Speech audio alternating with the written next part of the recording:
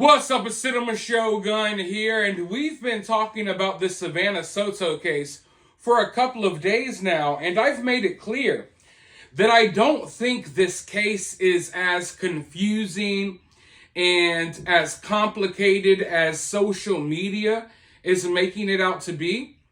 I think this is a kind of simple case. I think law enforcement will be able to solve this case pretty easily. But there is one detail, one small detail, or I guess you could say it's a large detail, but there's one detail that confuses me.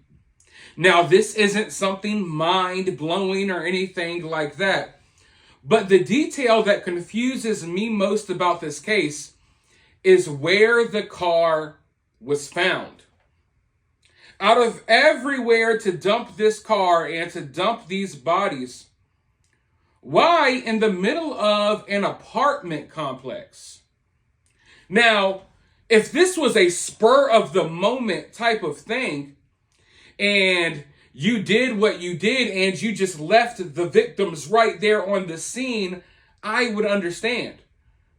You got what you got out of the situation. You killed Matthew and Savanah, and you got as far away as possible and left them right there in the middle of the apartment complex. That sounds understandable to me. But we know this wasn't spur of the moment. We know that the car was wiped down. We know that the car was moved. It was driven by someone else. So that right there shows you this wasn't necessarily spur of the moment. So my question is, why wouldn't you dump the car somewhere smarter? Now, I honestly don't think that whatever happened to Savanah and Matthew happened at this apartment complex, because how stupid would that be? Why would you take someone's lives, not run as far away as you can from the scene, but literally just sit there, chill, wipe down the car, move the car around, and leave it right there at the scene of the crime? I think that would be really hot. I think that would get someone caught very quickly. So I don't necessarily think that Matthew and Savanah were killed here at this apartment. And like I said, we've seen the surveillance camera. Not only was their car moved and wiped down, but they got someone else in on it helping them as well. And I'm just thinking, like, if you're putting this much effort into things, why wouldn't you drive and dump the car off somewhere else? They live in Texas. I'm not from San Antonio. I've never been there, but I'm sure they got plenty of better places to ditch a vehicle or some bodies if you don't want them to be found. Right? Now, of course, some people will say, well, maybe they didn't want to drive Matthew's car too far and get caught, right? Because you're driving around Matthew's car. Matthew and Savanah are missing. You might not want to drive around their car and get caught through all of these traffic cameras. You don't want to get pulled over and stuff like that. That's understandable, right? So you don't want to drive too far. You might get caught. But what does that tell you? You don't want to drive too far, so that means whatever happened to Matthew and Savanah probably happened not necessarily at this apartment complex, but maybe somewhere close by, right? Because when I look at dropping off this vehicle at an apartment complex, it sounds like one of the most stupidest things to do. So I'm thinking the reason they made that decision is because they didn't want to drive the car too far. But at the same time, the reason they got in the car and moved the car is because obviously they didn't want to leave the vehicle right where it was when they did what they did. Now, we don't know if Matthew and Savanah were killed in the car or not. But one detail that kind of makes me feel as if they were killed in the car is the fact that Savanah was found in the front seat and Matthew in the back.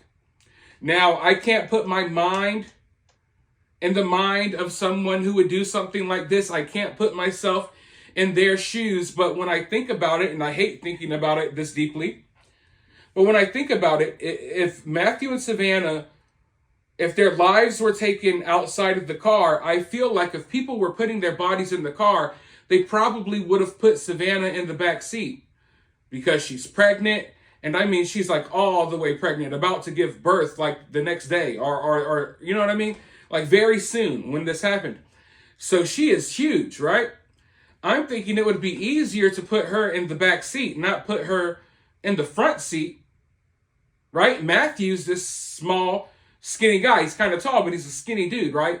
So I'm thinking that if you got a big pregnant woman, and I mean, now she's deceased, so now you got that dead weight as well. I'm thinking they would have put her in the back seat as opposed to the front seat. And I'm thinking that maybe they would have even put Matthew and Savanah both in the back seat. Right? So the fact that Savanah is in the front, it makes me think that, oh, maybe this was where she was killed. Now, of course, I don't have access to all the crime scene photos. Law enforcement already knows if they were killed in the car or not. Law enforcement already knows. We don't know that for sure yet, right? But yeah, when I'm looking at this, I can't help but feel kind of off about why this vehicle was placed there. Does this apartment complex mean something? Is it significant? You know, I honestly don't feel like this is where their lives were ended, because why would you just leave them at your apartment complex? Why would you leave them right there? So I don't know if they maybe wanted this car and these bodies to be found. Maybe they wanted to send a message. Everyone is saying, you know, they think it's the cartel and this. I feel like the cartel could have made these people disappear if they wanted to, but also the cartel will blatantly do things, you know, and let you know that they did it because they want to send a message.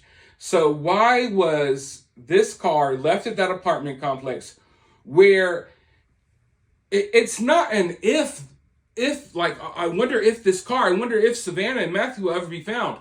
They knew it. They had to know for a fact that when you drop this car off right here, that these victims are going to be found. And it's not going to be hard. People aren't going to have to search through the desert and dig through freaking dirt. People aren't going to have to search around the world. You know, the car is right here with the bodies right in it, right in this apartment complex. People are passing by this car every day. People are parked right by this car, literally having to walk to their car to go to work, to go to Dunkin' Donuts, to go to the gas station. And this car is parked right next to them with two missing people who are dead. So in conclusion, I do not think that Savanah and Matthew were killed at that apartment complex. I think it would be stupid to literally kill someone. You have these gunshots going off. People can hear that. Why would they just, you know, stay right there, wipe the car down, and move the car within the same apartment complex? So I don't think they were killed there, but I do think that whatever happened to them happened close by, which is why the people who did it chose to dump this car at that apartment complex. I think they wanted to get it out of the area in which the crime actually took place, but they were probably too scared to drive the car too far, probably didn't want to get caught on ring cameras, didn't want to get pulled over, so they dumped the car somewhere nearby that wasn't the exact location where the crime took place. Also, due to the placement of the bodies, Savanah being in the front seat, Matthew being in the back, I think that this may have happened in the car. But I could be totally wrong, and I am fine with that. But, you know, the only other scenario I can think of, you know, if this didn't happen close by and they were just trying to dump it somewhere, anywhere they could, the only other scenario I could think of is that they just blatantly wanted these bodies to be found. You know, they didn't want to get caught doing what they did, but they didn't want, you know, there to be this big mystery. They didn't want the family searching, you know, with hope that these people are alive for years. They wanted them to know, like, hey, they're gone, and we left them right here in this apartment complex. You know, that's the only other scenario, if you ask me. But who knows? We live in crazy times. People do stupid things. You know, we approach these situations with a certain amount of logic. And oftentimes people who do horrible things like this, they're stupid and there's no logic involved. So you really never know when it comes to something like this. But I'm interested in hearing your thoughts and opinions about this down in the comments below. While you're down there, if you're feeling generous, you could donate to the channel via Cash App. I'll have my Cash App in the pinned comment, or you can donate via Super Thanks, or for free. You could help the channel by liking, subscribing, and ringing that notification bell. But with that being said, I'll talk to you all very soon in the next video.